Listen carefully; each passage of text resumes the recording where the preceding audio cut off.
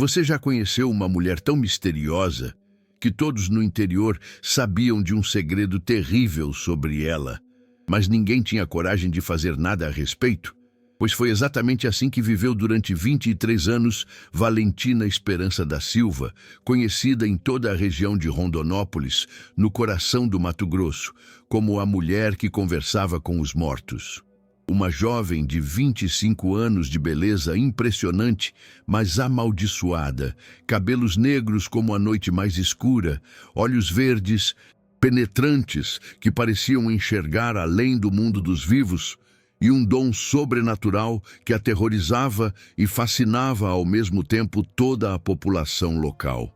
Ela era prima-irmã de Sebastião Pereira da Silva, o capataz mais respeitado e temido de toda a região. Um homem de 42 anos que comandava a fazenda São Benedito com autoridade absoluta, mas que carregava no peito o peso de um segredo familiar que poderia destruir a reputação de toda a sua linhagem. E antes de continuar contando essa história absolutamente sobrenatural e assombrada, que vai mexer profundamente com todas as suas emoções mais íntimas e fazer você questionar tudo o que acredita sobre vida, morte e os mistérios inexplicáveis do mundo espiritual, me diga com sinceridade de que cidade exatamente você está assistindo esse vídeo. Arrepiante neste momento. Escreva aqui nos comentários, porque eu quero muito saber de onde vocês estão acompanhando nossas histórias sobrenaturais do Brasil profundo. E já se inscreva no canal. E ative o sininho da notificação, porque o que você vai descobrir sobre o segredo terrível que Valentina carregava e a coragem que Sebastião teve que encontrar para salvá-la vai chocar você completamente e mostrar que às vezes os maiores milagres acontecem quando alguém finalmente tem coragem de enfrentar as forças mais sombrias que existem neste mundo. Valentina Esperança da Silva era conhecida em toda a região por 3 características que a tornavam uma figura lendária e assombrada. Primeiro, por ter um dom sobrenatural extraordinário que lhe permitia conversar diariamente com espíritos de pessoas mortas, recebendo mensagens do além que sempre se revelavam verdadeiras. Segundo, por ser considerada amaldiçoada por toda a comunidade local, pois desde os 5 anos de idade presenciava aparições fantasmagóricas que ninguém mais conseguia ver. E terceiro, por viver completamente isolada numa pequena casa de madeira nos fundos da fazenda São Benedito, evitada por todos os moradores da região que a consideravam uma bruxa perigosa, capaz de trazer má sorte e desgraças para qualquer um que se aproximasse dela. A imponente fazenda São Benedito ficava estrategicamente localizada no coração pulsante do Mato Grosso, a cerca de 80 quilômetros da cidade de Rondonópolis, onde as vastas planícies do Cerrado se estendiam infinitamente até o horizonte distante, pontilhadas por grupos majestosos de ipês roxos, jatobás centenários e pequizeiros nativos que dançavam graciosamente com o vento constante da região. Era uma propriedade rural impressionante de 12.000 hectares extensos, dedicados à criação de gado Nelore de elite e ao cultivo de soja transgênica, terras férteis e valiosas que pertenciam à tradicional família Moreira há mais de 100 anos, passando de geração em geração como herança sagrada. O patriarca da propriedade, Coronel Antônio Moreira, era um homem poderoso de 68 anos que preferia viver na capital, Cuiabá, cuidando de seus negócios urbanos e deixando a administração rural nas mãos competentes de Sebastião Pereira da Silva, seu capataz de absoluta confiança. Sebastião era um homem imponente de 1,90 m de altura, ombros largos como tronco de jatobá, mãos calejadas pelo trabalho árduo, olhos castanhos penetrantes e uma presença de liderança natural que fazia todos os peões da fazenda o respeitarem e obedecerem sem questionamentos. Mas Sebastião carregava um fardo pesado no coração. Valentina Era sua prima irmã, filha de sua tia Esperança, que havia morrido no parto, deixando a menina órfã aos cuidados da família. Desde criança, Valentina demonstrava sinais estranhos e perturbadores que deixavam todos desconfortáveis. Aos 5 anos, começou a conversar com pessoas invisíveis, descrevendo detalhadamente parentes mortos que nunca havia conhecido.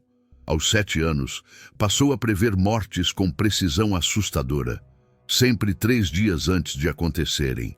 Aos 10 anos, começou a receber mensagens específicas de espíritos para entregá-las aos vivos, mensagens que invariavelmente se revelavam verdadeiras e importantes.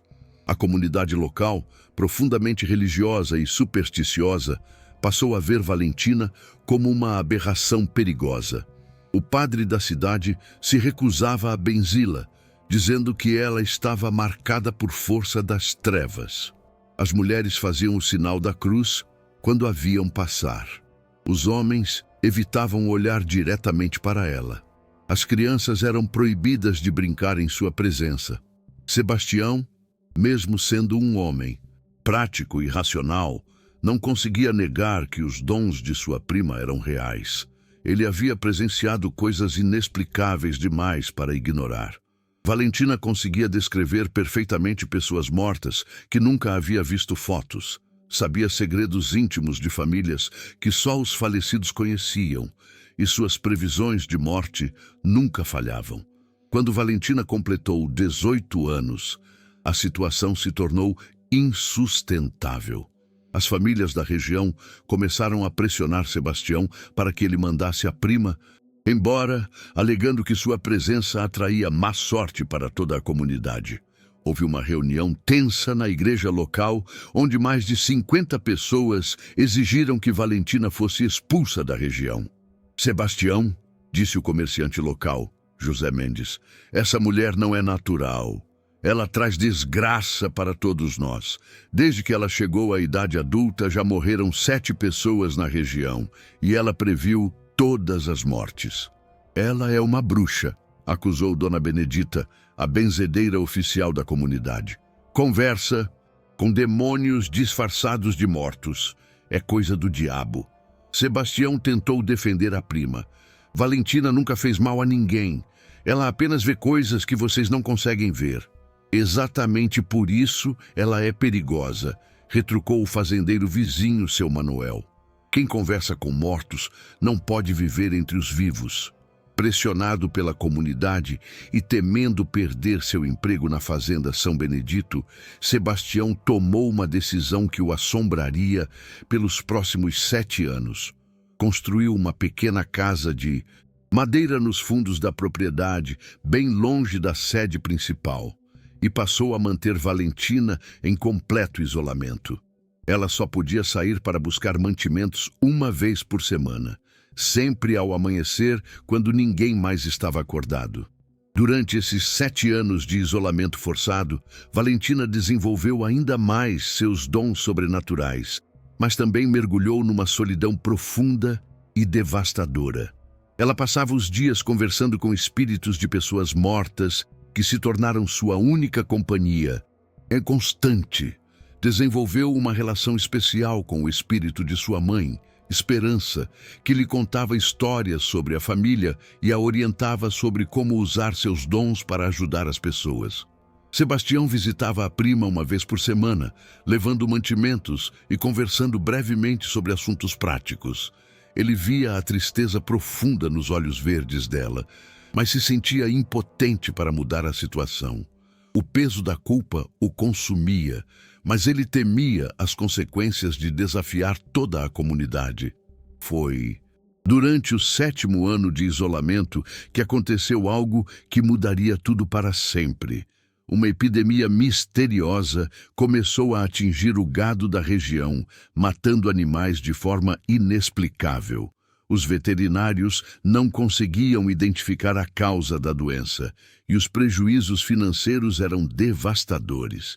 Várias fazendas já haviam perdido centenas de cabeças de gado. Numa manhã de terça-feira, Valentina recebeu a visita espiritual de um homem idoso que ela nunca havia visto antes. O espírito se identificou como Dr. Joaquim Almeida, um veterinário que havia morrido há 15 anos, e trouxe uma mensagem urgente sobre a epidemia que estava devastando a região. "Menina", disse o espírito com voz grave, "preciso que você entregue uma mensagem importante. A doença que está matando o gado não é natural. Alguém está envenenando os animais propositalmente, colocando arsênico na água dos bebedouros. É uma sabotagem criminosa." Valentina ficou chocada com a revelação. Mas quem faria uma coisa dessas? E por quê? Um homem chamado Rogério Santos, que trabalha como peão na fazenda Santa Clara. Ele foi contratado por fazendeiros de fora da região que querem comprar as terras por preços baixos depois que os criadores locais falirem. Se ninguém descobrir a verdade logo, muitas famílias perderão tudo. Valentina sabia que tinha uma informação crucial que poderia salvar todas as fazendas da região. Mas como convencer alguém? Quem acreditaria na palavra de uma mulher considerada amaldiçoada e louca? Ela passou 3 dias angustiantes tentando decidir o que fazer. Finalmente, na sexta-feira de manhã, tomou uma decisão corajosa. Procuraria Sebastião e lhe contaria tudo, mesmo sabendo que ele provavelmente não acreditaria. Quando Sebastião chegou para sua visita semanal, encontrou Valentina extremamente agitada e ansiosa. "Primo", disse ela com urgência, "preciso te contar algo muito importante sobre a epidemia do gado." Sebastião suspirou, preparando-se para ouvir mais uma de suas conversas com mortos. "Valentina, não podemos resolver problemas do mundo real com... O gado está sendo envenenado com arsênico", interrompeu ela desesperadamente. "Um homem chamado Rogério Santos, que trabalha na fazenda Santa Clara, está colocando veneno na água dos bebedouros. É uma sabotagem para fazer os fazendeiros falirem e venderem as terras baratas." Sebastião ficou parado, olhando fixamente para a prima. Havia algo na urgência dela, na especificidade dos detalhes, que o fez hesitar antes de descartar a informação. "Como você soube disso?" "O espírito do Dr. Joaquim Almeida me contou. Ele era veterinário e disse que precisa impedir essa sabotagem antes que mais famílias percam tudo." Sebastião balançou a cabeça. Como poderia levar uma informação dessas ao coronel Moreira? Como explicar que descobriu sobre a sabotagem através de uma conversa com um morto? Mas naquela noite, enquanto jantava sozinho em sua casa, Sebastião não conseguia tirar da cabeça as palavras de Valentina. E se ela estivesse certa? E se realmente houvesse uma sabotagem? As previsões dela nunca haviam falhado antes. Na manhã seguinte, ele tomou uma decisão que testaria sua coragem e sua fé na prima. Investigaria discretamente as informações que ela havia fornecido. Se descobrisse que Rogério Santos realmente existia e trabalhava na fazenda Santa Clara, talvez houvesse algo de verdade na história toda. Sebastião passou o dia fazendo investigações cuidadosas. Descobriu que realmente havia um peão chamado Rogério Santos trabalhando na fazenda Santa Clara há 3 meses, exatamente quando a epidemia havia começado. Descobriu também que o homem havia aparecido na região sem referências, oferecendo-se para trabalhar por um salário bem abaixo do normal. Essas descobertas o deixaram profundamente perturbado. Como Valentina poderia saber esses detalhes se nunca saía do isolamento? Como um espírito morto havia 15 anos poderia ter informações sobre uma sabotagem atual? Naquela noite, Sebastião enfrentou o maior dilema de sua vida. Deveria arriscar sua reputação, seu emprego e sua posição na comunidade para investigar mais profundamente as revelações sobrenaturais de sua prima amaldiçoada? Ou deveria continuar ignorando seus dons e deixar que a sabotagem criminosa continuasse destruindo as famílias da região? A decisão que ele tomaria mudaria não apenas o destino de Valentina, mas de toda a comunidade rural do Mato Grosso. Na madrugada seguinte, Sebastião mal conseguiu dormir. As imagens da conversa com Valentina se misturavam com suas descobertas sobre Rogério Santos, criando um turbilhão de dúvidas em sua mente prática e racional. Ele havia passado 42 anos de vida acreditando apenas no que podia ver e tocar, mas agora se via forçado a considerar a possibilidade de que sua prima realmente possuísse dons sobrenaturais que poderiam salvar todas as fazendas da região. Às 5 da manhã, tomou uma decisão que mudaria tudo. Iria investigar pessoalmente os bebedouros da Fazenda Santa Clara, mesmo que isso significasse invadir propriedade alheia e arriscar sua reputação profissional. Se encontrasse evidências de sabotagem, teria que enfrentar o dilema de como explicar como descobriu a informação sem revelar o segredo sobrenatural de Valentina. Sebastião passou o dia elaborando um plano cuidadoso. Como capataz respeitado na região, tinha contatos em todas as fazendas vizinhas, incluindo alguns peões que trabalhavam na Santa Clara. Decidiu usar sua influência para conseguir uma visita informal à propriedade, sob o pretexto de discutir estratégias conjuntas para combater a epidemia misteriosa. O dono da Santa Clara, Joaquim Ferreira, era um homem ganancioso, conhecido por aceitar qualquer ajuda que pudesse proteger seu investimento. Durante a tarde, Sebastião ligou para Joaquim. Compadre, estou muito preocupado com essa epidemia que está devastando nossa região. Tenho algumas ideias sobre possíveis causas que gostaria de discutir com você. Posso dar uma passada aí amanhã cedo para conversarmos? Claro, Sebastião, respondeu Joaquim com voz preocupada. Qualquer ajuda é bem-vinda. Já perdi mais de 200 cabeças e não sei mais o que fazer. Os veterinários não conseguem descobrir o que está causando essa desgraça. Sebastião sentiu um arrepio. Se as informações de Valentina estivessem corretas, Joaquim era uma vítima inocente sendo sabotada por um de seus próprios funcionários. Na manhã seguinte, ele chegou à Fazenda Santa Clara às 6 horas, quando o movimento ainda era pequeno e a maioria dos peões estava começando o dia de trabalho. Joaquim, você poderia me mostrar os bebedouros onde os animais que morreram costumavam beber água? Perguntou Sebastião, tentando soar casual. Tenho uma teoria de que pode haver algo na água que está causando a doença. Joaquim o conduziu pelos pastos, mostrando vários bebedouros de concreto, distribuídos estrategicamente pela propriedade. Sebastião observou atentamente cada local, procurando sinais de adulteração ou substâncias estranhas. Em 3 bebedouros diferentes, notou pequenos resíduos esbranquiçados no fundo, quase imperceptíveis a olho nu. Joaquim, você poderia conseguir um vidro pequeno para eu coletar uma amostra dessa água? Quero levar para análise no laboratório de Rondonópolis. Enquanto coletava discretamente as amostras de água, Sebastião mantinha os olhos atentos para qualquer sinal da presença de Rogério Santos. Foi quando viu um homem de aparentemente 30 anos, baixo e magro, trabalhando sozinho perto de um dos bebedouros suspeitos. Seu coração acelerou. Joaquim, aquele rapaz ali, como é o nome dele? Ah, aquele é o Rogério Santos. Bom trabalhador, chegou aqui há uns 3 meses procurando emprego. Aceita trabalhar por pouco dinheiro e nunca reclama de nada. Sebastião sentiu um frio na espinha. Todas as informações que Valentina havia fornecido estavam se confirmando com precisão assustadora. Como um espírito morto há 15 anos poderia saber detalhes tão específicos sobre uma sabotagem atual? De volta à Fazenda São Benedito, Sebastião dirigiu imediatamente para o laboratório veterinário de Rondonópolis, onde entregou as amostras de água para análise urgente. Doutor Marcelo, disse ele ao veterinário-chefe, preciso que analise essas amostras procurando especificamente por arsênico ou outros venenos.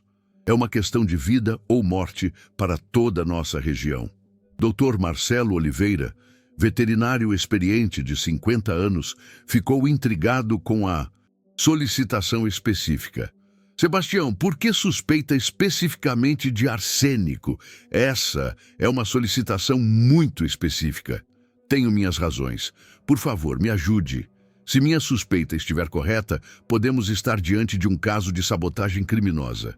O veterinário concordou em priorizar a análise, prometendo resultados em 24 horas. Sebastião passou aquela noite em agonia, sabendo que se os testes confirmassem a presença de arsênico, teria que encontrar uma forma de explicar como descobriu a sabotagem sem expor o dom sobrenatural de Valentina. Na manhã seguinte, Dr. Marcelo ligou com resultados que confirmariam os piores temores de Sebastião. As amostras contêm níveis altíssimos de arsênico, Sebastião. Concentração suficiente para matar animais em poucos dias. Isso definitivamente não é natural. Alguém está envenenando deliberadamente essa água. Sebastião sentiu o mundo girar ao seu redor. Valentina havia acertado em todos os detalhes.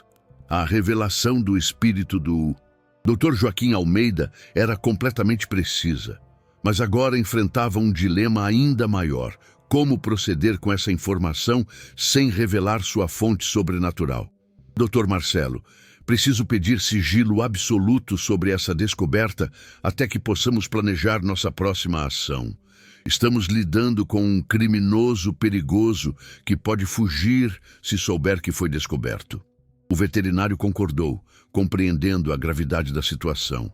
Sebastião agora tinha a prova científica da sabotagem, mas precisava encontrar uma forma de capturar Rogério Santos em flagrante para que as autoridades pudessem prendê-lo legalmente. Naquela tarde, Sebastião teve uma conversa crucial com Valentina.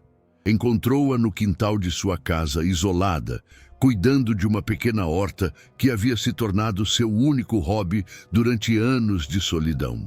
Prima, suas informações estavam completamente corretas. O arsênico foi confirmado no laboratório. Agora preciso de mais detalhes. Quando Rogério costuma colocar o veneno na água? Como posso pegá-lo em flagrante? Valentina fechou os olhos por um momento, como se estivesse concentrando-se para receber mais informações do mundo espiritual.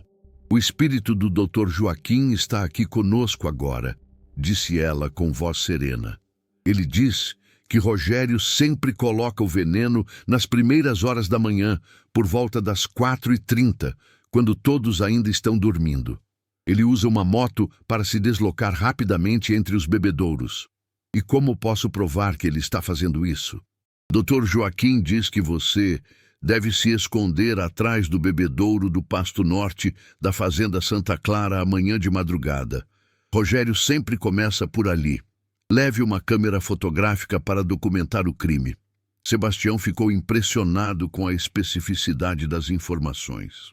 Prima, preciso te perguntar uma coisa que me atormenta há anos. Como você consegue conversar com os mortos? O que realmente acontece quando você recebe essas mensagens? Valentina o olhou com seus olhos verdes profundos, nos quais Sebastião sempre vira uma tristeza inexplicável. Sebastião, desde criança eu vejo pessoas que outros não conseguem ver. No início, achava que era normal. Só descobri que eram espíritos quando percebi que as pessoas que eu via nos jornais como mortas continuavam conversando comigo. Ela continuou. Os espíritos vêm até mim quando têm mensagens importantes para entregar aos vivos. Eles não conseguem descansar em paz enquanto não cumprirem sua missão. Minha mãe, que morreu quando eu nasci, me explicou que nasci com este dom para ajudar pessoas, mas as pessoas me veem como maldita. E você sofre com isso? Muito, primo. A solidão é terrível. Minha única companhia são os mortos, que me visitam para pedir favores ou dar recados. Às vezes fico dias inteiros conversando apenas com espíritos.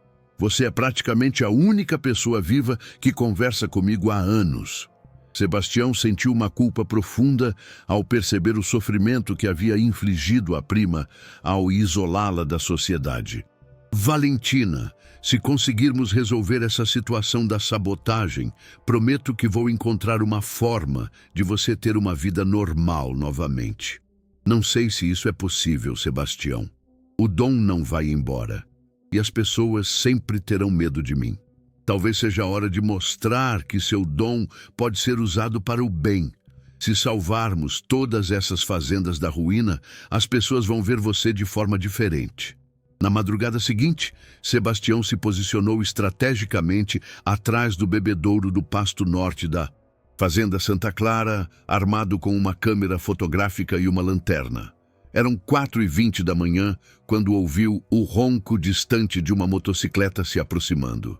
Seu coração disparou quando viu uma figura encapuzada parar próximo ao bebedouro. Sebastião observou em silêncio enquanto o homem retirava um pequeno frasco do bolso e despejava um pó branco na água do bebedouro, mexendo cuidadosamente para dissolver o veneno. Quando a lua iluminou brevemente o rosto do sabotador, Sebastião confirmou: era realmente Rogério Santos. Ele fotografou discretamente toda a ação, documentando o crime com precisão. Mas quando Rogério terminou e se preparava para partir, aconteceu algo que Sebastião nunca esqueceria. O sabotador olhou diretamente para onde ele estava escondido e sorriu maliciosamente. "Eu sei que você está aí, Sebastião", disse Rogério com voz fria, "e sei que descobriu meu segredinho, mas você nunca vai poder provar nada." Sebastião saiu de trás do bebedouro, enfrentando o criminoso cara a cara. "Já tenho todas as provas que preciso, Rogério. Fotografei tudo e tenho análises laboratoriais confirmando o arsênico." Rogério riu sinistramente. "E como vai explicar como descobriu? Vai dizer que uma bruxa conversou com fantasmas para te contar? Quem vai acreditar numa história maluca dessas?" Foi nesse momento que Sebastião percebeu a armadilha em que havia caído. Rogério havia investigado e descoberto sobre Valentina e seus dons. O criminoso sabia que qualquer acusação seria desacreditada por ter origem em revelações sobrenaturais. "Além disso", continuou Rogério, "tenho empregadores muito poderosos que não vão gostar nada de serem contrariados. Pessoas que podem fazer você e sua prima bruxa desaparecerem para sempre." A ameaça era clara. Sebastião percebeu que não estava lidando apenas com um sabotador local, mas com uma organização criminosa maior que tinha recursos para silenciar testemunhas permanentemente. "Quem são seus empregadores?" perguntou Sebastião, tentando ganhar informações. "Isso não é da sua conta. Só saiba que são pessoas que querem comprar essas terras por preços irrisórios depois que todos os fazendeiros falirem e não vão deixar um capataz metido a herói atrapalhar seus planos." Sebastião compreendeu a magnitude do que estava enfrentando. Não era apenas sobre salvar o gado da região, mas sobre combater um esquema criminoso organizado que visava apropriar-se ilegalmente de terras valiosas através de sabotagem econômica. Rogério montou na motocicleta e partiu, deixando Sebastião sozinho na escuridão com suas fotografias incriminadoras e a certeza de que havia se metido numa situação muito mais perigosa do que imaginava. Quando voltou para casa, Sebastião encontrou uma mensagem assustadora esperando por ele. Uma foto de Valentina havia sido deixada debaixo de sua porta com um recado escrito: "Sua prima bruxa pode conversar com os mortos. Queremos ver se ela vai conseguir conversar consigo mesma depois que virar fantasma." A guerra estava declarada, e agora não se tratava apenas de provar a sabotagem, mas de proteger Valentina de criminosos dispostos a matar para manter seus segredos. Sebastião percebeu que havia chegado o momento de escolher entre sua segurança pessoal e fazer a coisa certa, mesmo que isso custasse tudo que havia construído na vida.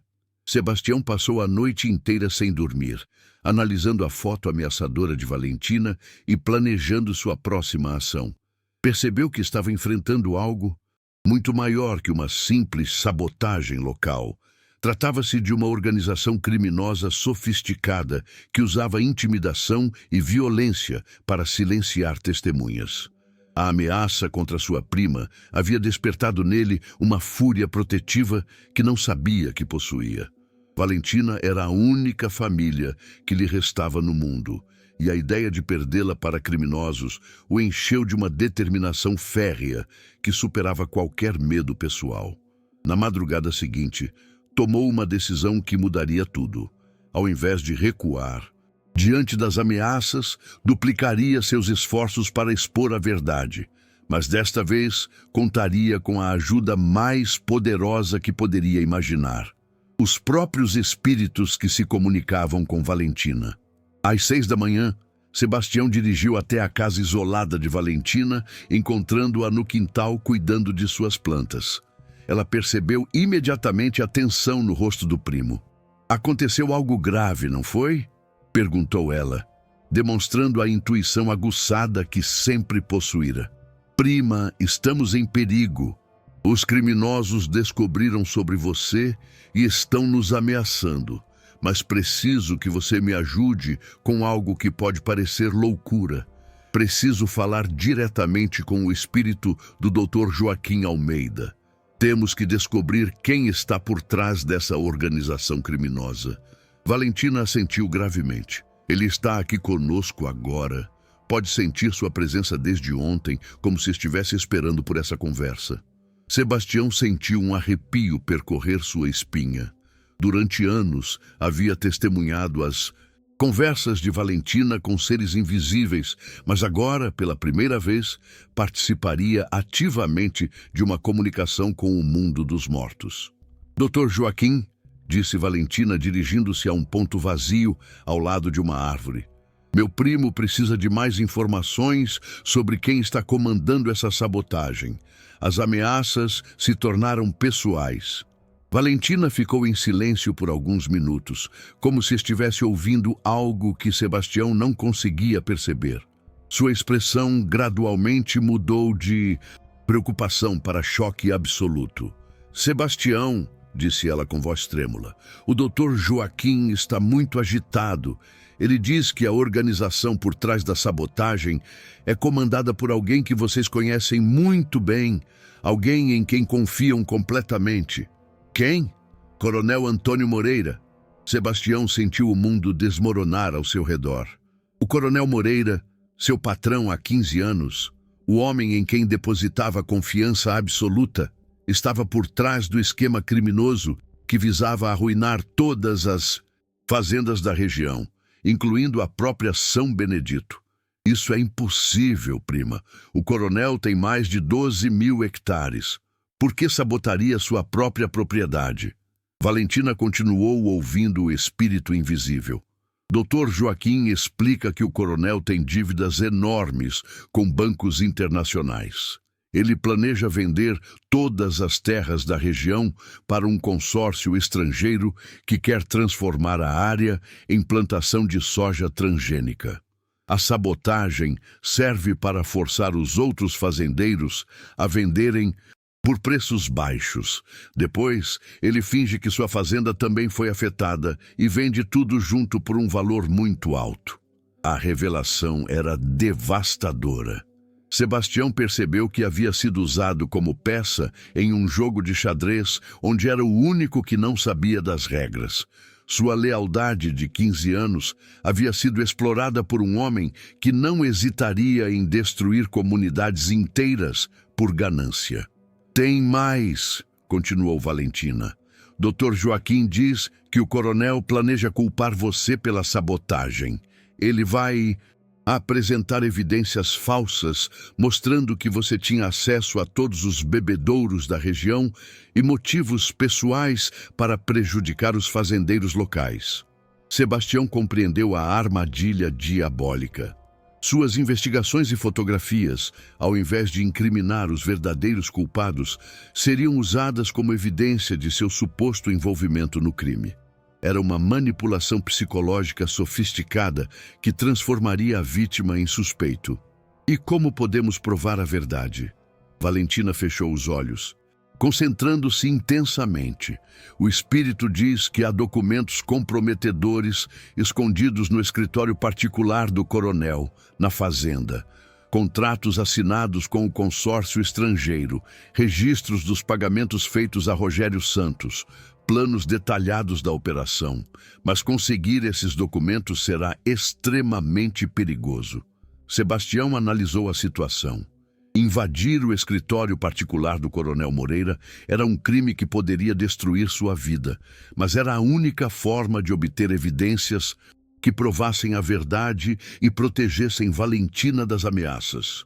Prima, preciso tentar, mas se algo der errado, você deve fugir daqui imediatamente. Tenho dinheiro guardado que pode usar para recomeçar em outro estado. Não vou abandoná-lo, Sebastião. Nunca mais vou deixar que me isolem do mundo. Se vamos enfrentar isso, vamos juntos. A determinação nos olhos verdes de Valentina surpreendeu Sebastião. Durante anos, ela havia sido forçada ao isolamento, tratada como aberração, privada de relacionamentos normais. Agora, finalmente, tinha uma oportunidade de usar seus dons sobrenaturais para um propósito heróico. E não permitiria que o medo a impedisse. Naquela noite, os dois primos elaboraram um plano arriscado. Sebastião usaria sua autoridade como capataz para entrar na casa principal durante a madrugada, fingindo uma inspeção de segurança de rotina. Valentina permaneceria escondida nos jardins, usando sua comunicação com os espíritos para alertá-lo sobre qualquer perigo iminente. Dr. Joaquim pode nos avisar se alguém se aproximar? Perguntou Sebastião. Os espíritos veem tudo, primo. Eles podem estar em vários lugares ao mesmo tempo. Dr. Joaquim diz que outros espíritos da região também querem ajudar. Pessoas que morreram por causa da ganância de homens como o coronel. Às 2 da madrugada, Sebastião e Valentina se dirigiram silenciosamente à casa principal da fazenda São Benedito. Era uma construção imponente de 2 andares, com um escritório particular no andar superior que Sebastião só havia visitado algumas vezes em 15 anos de trabalho. Usando suas chaves de capataz, Sebastião entrou pela porta dos fundos, enquanto Valentina se posicionou estrategicamente no jardim, de onde poderia observar todas as aproximações à casa. O escritório do coronel era luxuoso, com móveis de madeira nobre, estantes repletas de livros e um cofre grande atrás da mesa. Sebastião começou a procurar pelos documentos, vasculhando gavetas e arquivos com cuidado para não deixar rastros de sua invasão. Foi numa gaveta secreta da escrivaninha que encontrou a primeira evidência chocante. Um contrato assinado com a empresa Global Agricultural Investment Corp., uma corporação sediada nas Ilhas Cayman, para a venda de 50.000 hectares de terras rurais no Mato Grosso por $200 milhões. O contrato especificava que a venda estava condicionada à disponibilidade consolidada da região, um eufemismo que claramente se referia à eliminação dos pequenos fazendeiros através da sabotagem econômica.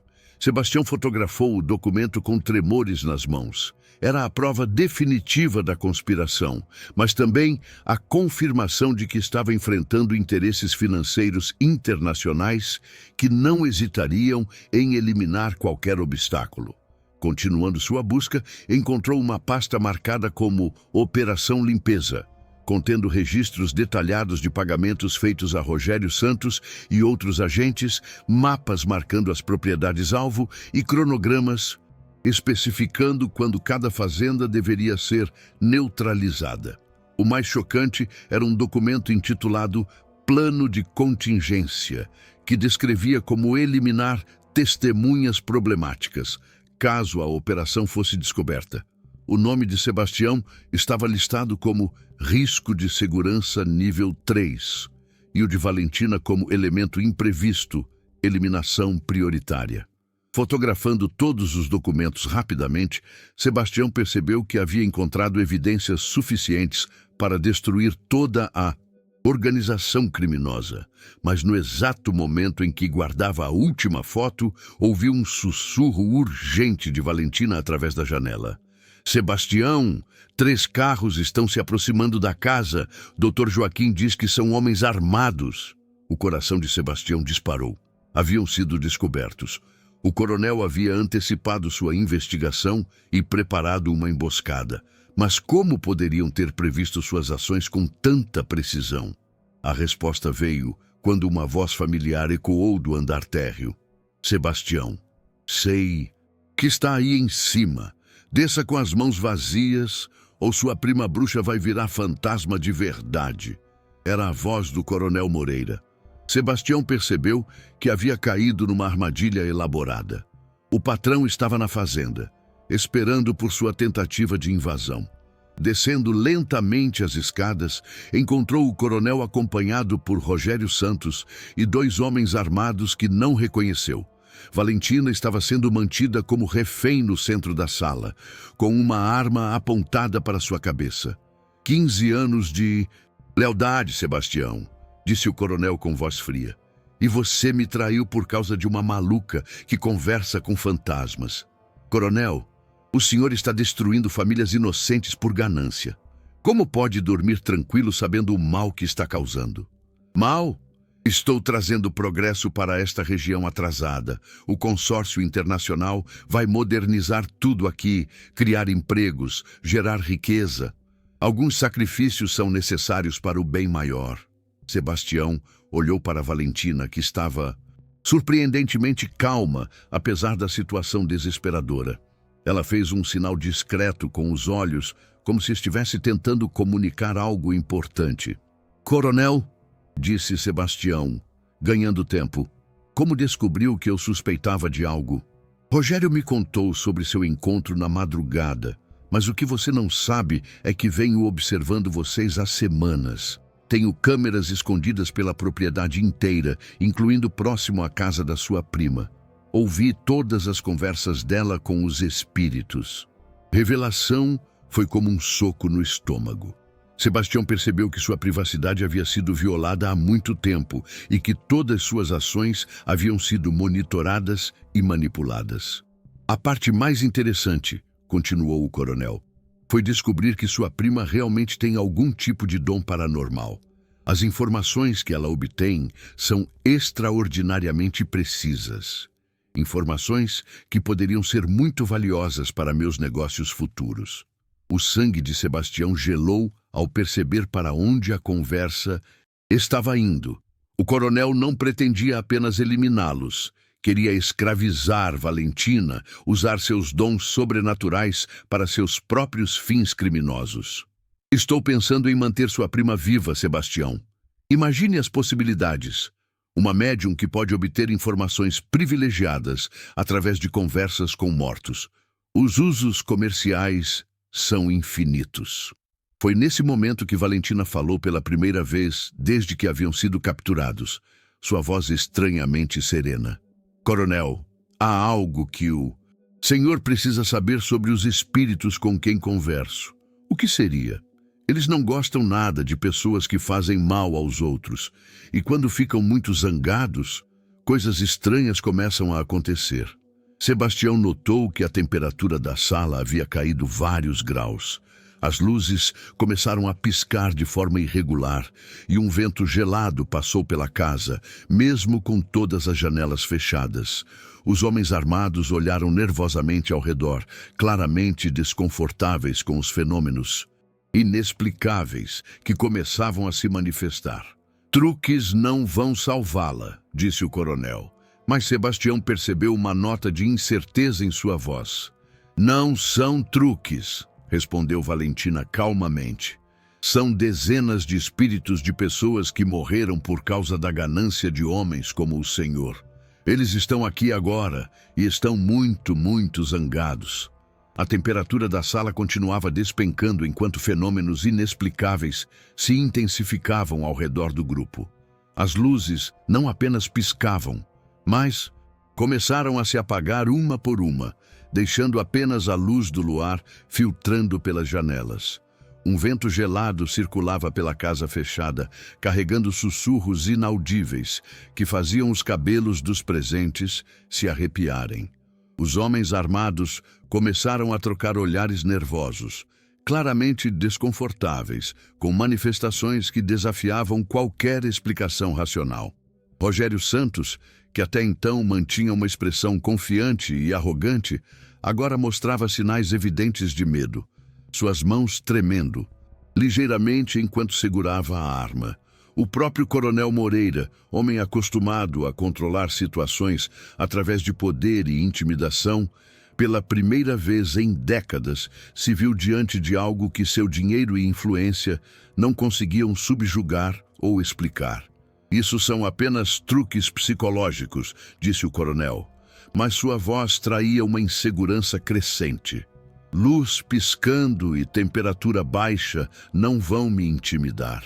Valentina sorriu serenamente, uma expressão que contrastava drasticamente com a situação desesperadora em que se encontrava. Coronel, o senhor ainda não entendeu. Não sou eu que está fazendo isso acontecer. São eles. Eles quem? Todos os mortos que sofreram por causa da ganância de homens como o senhor. O Dr. Joaquim me disse que há dezenas de espíritos reunidos aqui esta noite. Pessoas que morreram em acidentes causados por agrotóxicos mal utilizados, trabalhadores rurais mortos por condições insalubres, famílias inteiras que perderam tudo por causa de sabotagens como essa.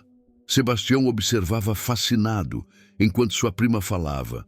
Durante anos havia presenciado suas conversas com espíritos, mas nunca havia visto tantas manifestações simultâneas. Era como se uma energia sobrenatural estivesse se acumulando na sala, alimentada pela injustiça e pela raiva de almas que não conseguiam encontrar paz. Tem mais, continuou Valentina, dirigindo-se diretamente ao coronel. Há um espírito aqui que o senhor conhece muito bem, alguém que morreu por sua causa e que tem uma mensagem especial para entregar. O rosto do coronel empalideceu visivelmente. Do que está falando? José Mendes, o trabalhador rural que morreu há 5 anos envenenado por agrotóxicos em sua propriedade. O senhor lembra dele? Pai de 3 filhos, que trabalhava na aplicação de defensivos sem equipamento adequado? A menção do nome atingiu o coronel como um tiro. José Mendes havia sido um funcionário que morreu após exposição prolongada a agrotóxicos em condições precárias de segurança. O coronel havia abafado o caso através de subornos e influência política, evitando qualquer responsabilização legal. José está aqui agora, disse Valentina com voz grave. Ele quer que o senhor saiba que a família dele nunca se esqueceu. A viúva, Dona Maria, ainda reza todas as noites por justiça. Os filhos cresceram na pobreza porque o senhor se recusou a pagar qualquer indenização. Chega! Gritou o coronel, perdendo a compostura. Não vou ouvir essas bobagens. Mas nesse exato momento, algo extraordinário aconteceu. Um dos quadros pendurados na parede caiu sozinho, revelando por trás uma fotografia que o coronel havia escondido, justamente uma foto de José Mendes com sua família, tirada durante uma festa na fazenda anos antes. Os homens armados deram um passo para trás, claramente abalados. Um deles, um sujeito aparentemente experiente em violência, sussurrou: "Chefe, isso aqui está muito estranho. Acho melhor a gente ir embora." "Ninguém vai a lugar nenhum", rugiu o coronel. Mas Sebastião percebeu que ele também estava começando a perder o controle da situação. Valentina continuou sua comunicação sobrenatural. "José diz que não é o único. Há outros trabalhadores mortos aqui, outras vítimas da ganância do senhor. Todos querem justiça." As manifestações paranormais se intensificaram. Objetos começaram a se mover sozinhos pela sala. Livros caíam das estantes. Uma ventania sobrenatural fez as cortinas dançarem violentamente. E por todo lado, uma presença invisível, mas palpável, pairava no ar, criando uma atmosfera de terror que afetava até mesmo os criminosos mais endurecidos. Foi então que aconteceu a primeira reviravolta verdadeiramente inesperada da noite. Um dos homens armados, que havia permanecido em silêncio até então, de repente apontou sua arma para o próprio coronel. "Desculpe, patrão", disse ele com voz firme, "mas não posso mais fazer parte disso." Todos se viraram chocados para o homem. Era Marcos Pereira, um segurança que trabalhava para o coronel há anos. Sebastião o conhecia como um sujeito leal e obediente. Jamais imaginaria que ele se viraria contra o patrão. "Marcos, o que está fazendo?" perguntou o coronel incrédulo. "O senhor matou meu irmão, patrão, Paulo Pereira, que morreu na aplicação de agrotóxicos 3 anos atrás. Eu sempre soube que foi o senhor, mas precisava de provas." A segunda revelação chocante veio à tona. Marcos estava infiltrado na organização criminosa há anos, aguardando o momento certo para obter evidências contra o coronel. Ele não era apenas um capanga, era um investigador particular contratado pela família de uma das vítimas. "Tenho gravado todas as conversas desta noite", disse Marcos, mostrando um pequeno gravador digital. "Todas as confissões, todos os planos. Isso vai direto para a Polícia Federal." O coronel percebeu que havia sido traído por dentro de sua própria organização. Sua face passou de pálida a vermelha de raiva. "Seu traidor, você vai morrer junto com eles." Mas, nesse momento, Valentina fez algo que ninguém esperava. Levantou-se calmamente e caminhou até o centro da sala, como se não houvesse armas apontadas para ela. "Chega", disse ela com uma autoridade que nunca havia demonstrado antes. "É hora de parar com essa violência. Os espíritos me disseram o que preciso fazer." Ela se dirigiu diretamente ao coronel. "O senhor vai se entregar às autoridades e confessar todos seus crimes. Vai indenizar todas as famílias que prejudicou. E vai desfazer esse esquema criminoso de sabotagem." O coronel riu amargamente. "E por que eu faria isso?"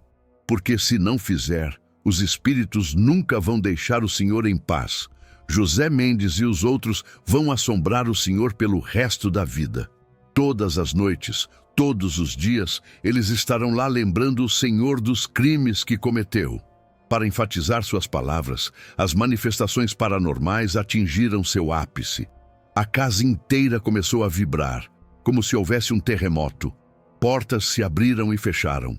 Violentamente, uma tempestade sobrenatural parecia ter tomado conta da propriedade.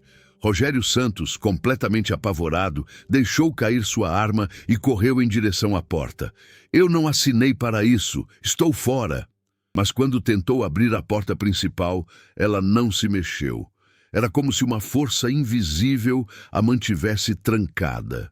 Ele puxou desesperadamente a maçaneta, mas a porta permanecia imóvel. "Ninguém sai daqui até que a justiça seja feita", disse Valentina com voz serena. O segundo homem, armado, vendo Rogério em pânico, também tentou fugir. Mas todas as saídas da casa pareciam bloqueadas por alguma força supernatural. Eles estavam literalmente presos na casa por energias que não conseguiam compreender ou combater. Foi nesse momento de caos total que Sebastião percebeu algo crucial. As fotografias incriminadoras que havia tirado dos documentos do coronel ainda estavam em sua câmera. Com o coronel distraído pelos fenômenos paranormais e Marcos controlando a situação com sua arma, Sebastião conseguiu discretamente retirar o cartão de memória da câmera e escondê-lo. "Coronel", disse Sebastião, "tem uma coisa que o senhor precisa saber. Eu fotografei todos os documentos do seu escritório, todos os contratos com o consórcio internacional, todos os registros de pagamentos, todos os planos da operação. Mesmo que nos mate aqui esta noite, essas evidências já estão sendo enviadas para as autoridades." Era uma mentira, mas funcionou. O coronel percebeu que estava cercado por todos os lados. Evidências fotográficas, gravações de Marcos, manifestações sobrenaturais que não conseguia explicar e uma situação que estava completamente fora de seu controle. Além disso, continuou Sebastião, Dr. Marcelo do laboratório veterinário já tem as análises confirmando o arsênico. Joaquim Ferreira da Fazenda Santa Clara já foi informado sobre a sabotagem. Não há mais como esconder a verdade. Nesse momento, um som familiar ecoou do lado externo da casa. Sirenes de polícia se aproximando. Marcos sorriu. Acionei um alerta silencioso assim que chegamos aqui. A Polícia Federal já está a caminho. A terceira reviravolta da noite se revelou. Toda a operação havia sido uma armadilha cuidadosamente planejada por Marcos para capturar o coronel em flagrante. Ele havia usado Sebastião e Valentina como iscas, sabendo que o coronel não resistiria à tentação de confrontá-los pessoalmente. Vocês não sabem com quem estão mexendo, ameaçou o coronel, mas sua voz já não tinha mais a autoridade de antes. Tenho contatos importantes, políticos influentes? Tinha, corrigiu Marcos. Mas quando esses políticos descobrirem que o senhor está envolvido em sabotagem internacional para favorecer corporações estrangeiras, eles vão correr para se distanciar. Ninguém quer ser associado à traição nacional. As sirenes estavam ficando mais próximas. Valentina continuava no centro da sala, cercada por uma aura de calma supernatural. As manifestações paranormais gradualmente diminuíram, como se os espíritos estivessem satisfeitos por ver que a justiça finalmente seria feita. Dr. Joaquim está dizendo que pode descansar em paz agora, disse Valentina a Sebastião. Ele cumpriu sua missão de revelar a verdade. Sebastião olhou para sua prima com uma admiração que nunca havia sentido antes. Durante anos, a havia visto como um fardo, alguém que precisava ser escondida da sociedade. Agora percebia que ela era a pessoa mais corajosa que conhecia, alguém que havia usado seus dons sobrenaturais não apenas para revelar crimes, mas para enfrentar criminosos perigosos e proteger comunidades inteiras. Prima, disse ele emocionado, me perdoa por todos esses anos de isolamento. Você nunca foi amaldiçoada. Você é um anjo. As luzes da sala subitamente voltaram ao normal. As temperaturas se normalizaram e a atmosfera sobrenatural gradualmente se dissipou. Era como se uma tempestade espiritual tivesse passado, deixando apenas a calma após a justiça.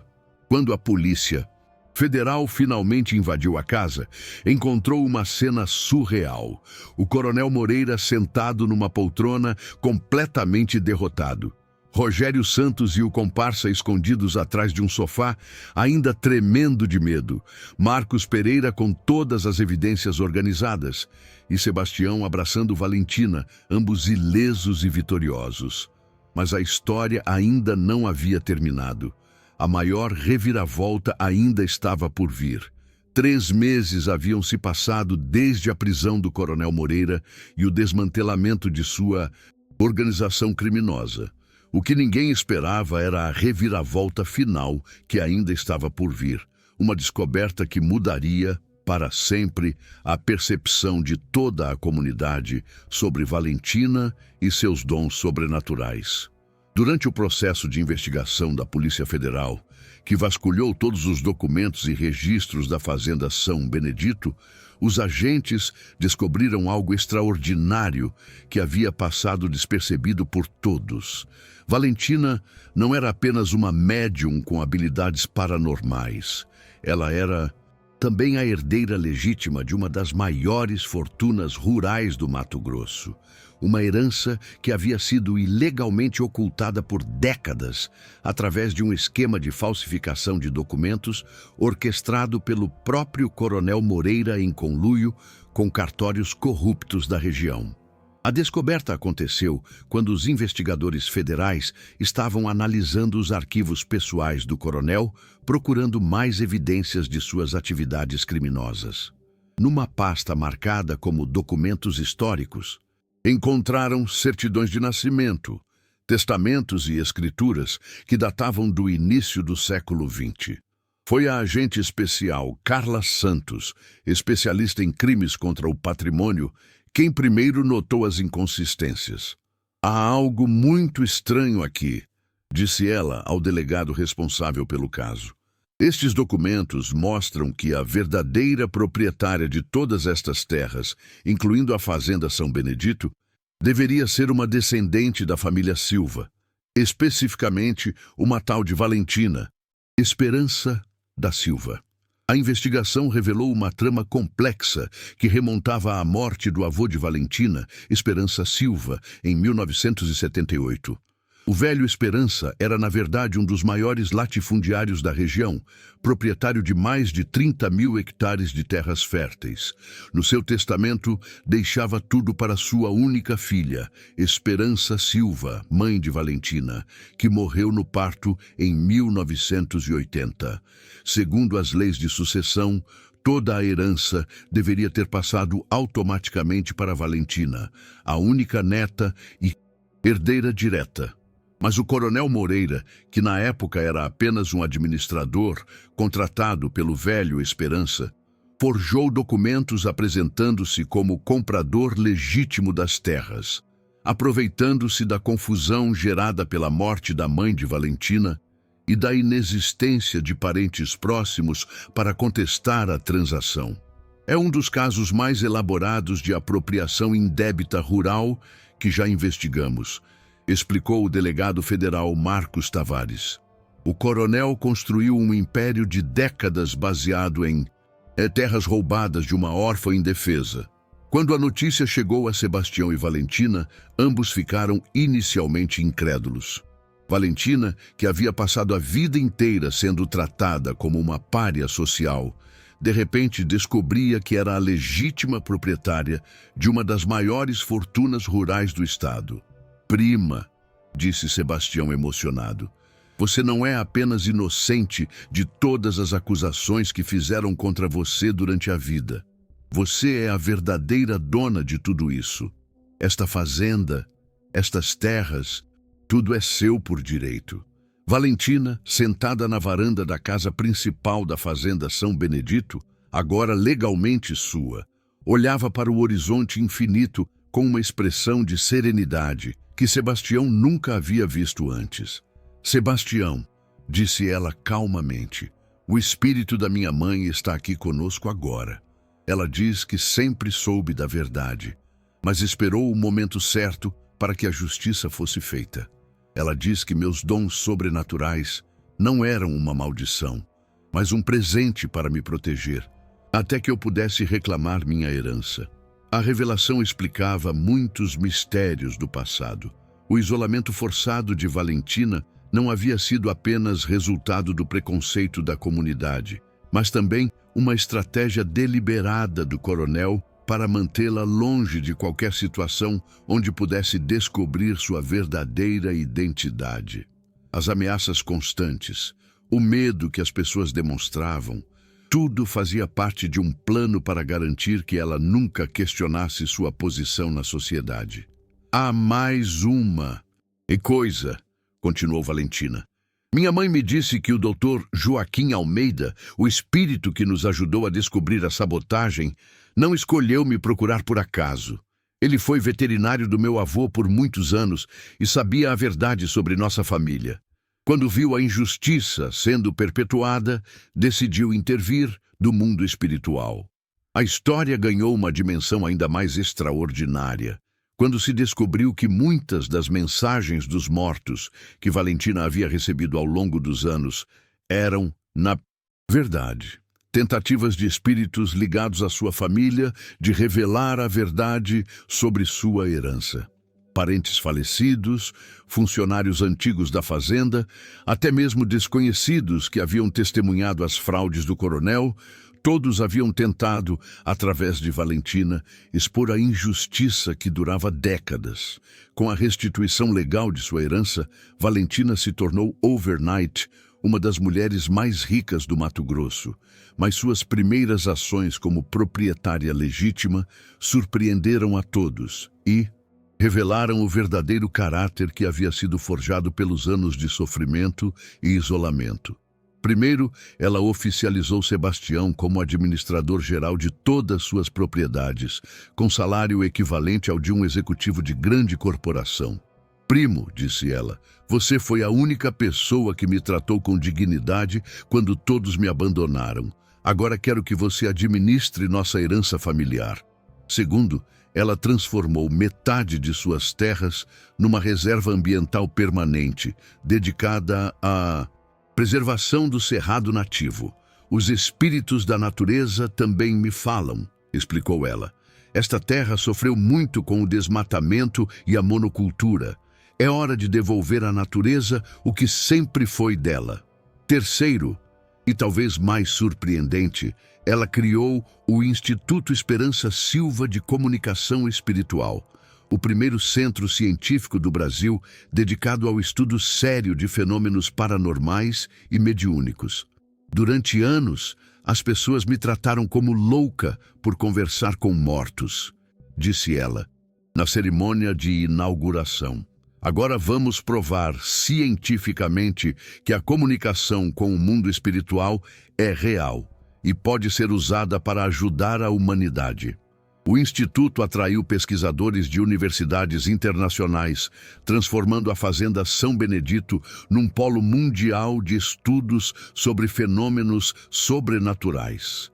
Valentina trabalhava diariamente com cientistas, documentando suas comunicações com espíritos e desenvolvendo protocolos para verificar a autenticidade das mensagens recebidas.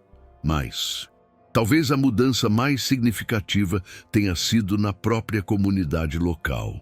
As mesmas pessoas que haviam rejeitado e temido Valentina por décadas agora a procuravam constantemente, pedindo ajuda para se comunicar com parentes falecidos. A mulher que um dia foi vista como amaldiçoada, agora era reverenciada como uma santa.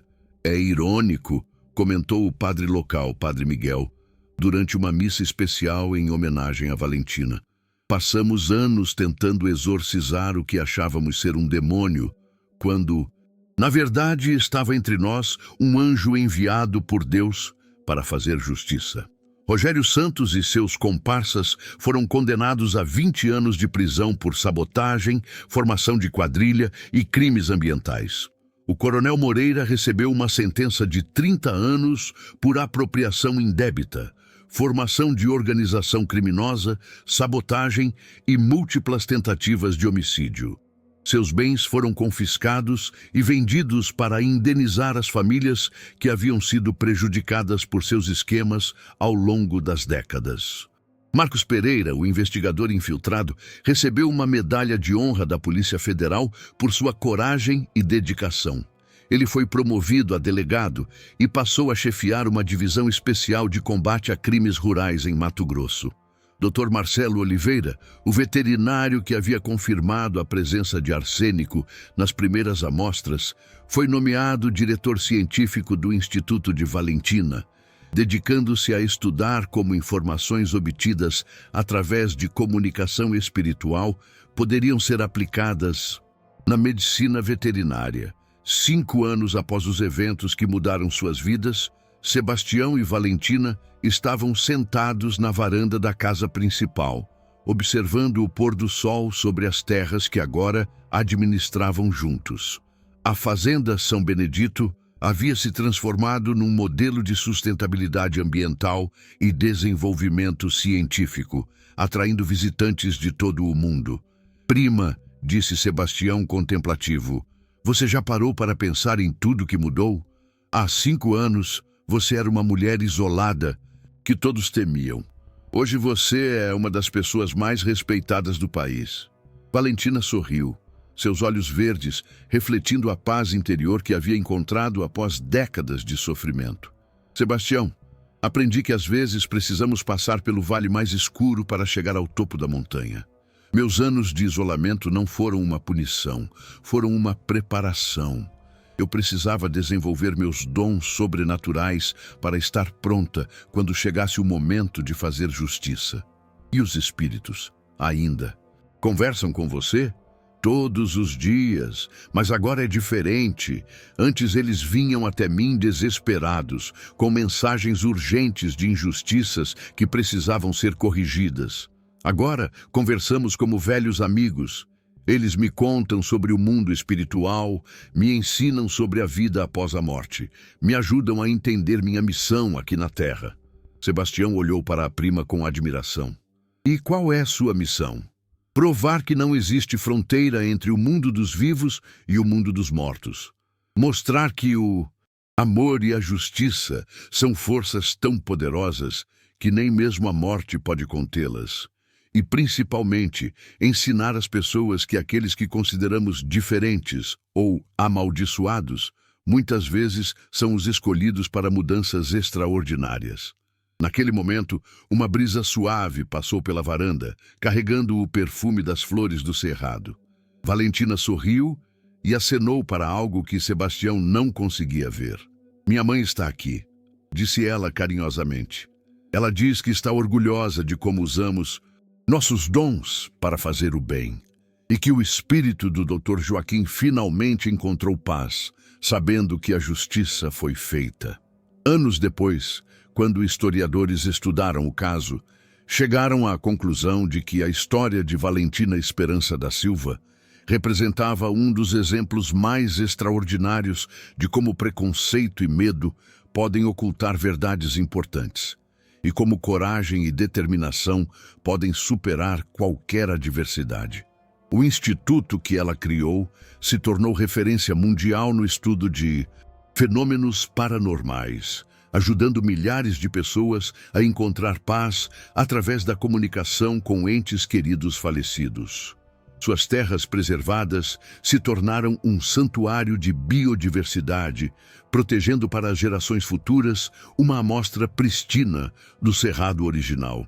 E assim termina esta história extraordinária de como uma mulher considerada amaldiçoada se revelou a verdadeira heroína de sua comunidade, de como um capataz encontrou coragem para desafiar o poder estabelecido e de como a justiça, mesmo quando parece impossível, sempre encontra uma forma de prevalecer. Uma história que nos ensina que todos sabiam o segredo dela, mas só aqueles com verdadeira coragem tiveram força para agir. Que às vezes as pessoas mais rejeitadas pela sociedade são aquelas que carregam os maiores dons. E que quando finalmente decidimos ouvir aqueles que consideramos diferentes, podemos descobrir verdades que mudam o mundo. Se essa história tocou seu coração, deixe seu like, se inscreva no canal e compartilhe com quem precisa ouvir que ser diferente não é uma maldição, é um presente. E me conta nos comentários, você teria coragem de defender alguém que todos consideram amaldiçoado? Ou de acreditar em algo que desafia tudo o que pensava ser possível? Até a próxima história das Crônicas do Interior, onde os maiores milagres nascem dos corações mais rejeitados e as maiores verdades vêm daqueles que a sociedade menos espera.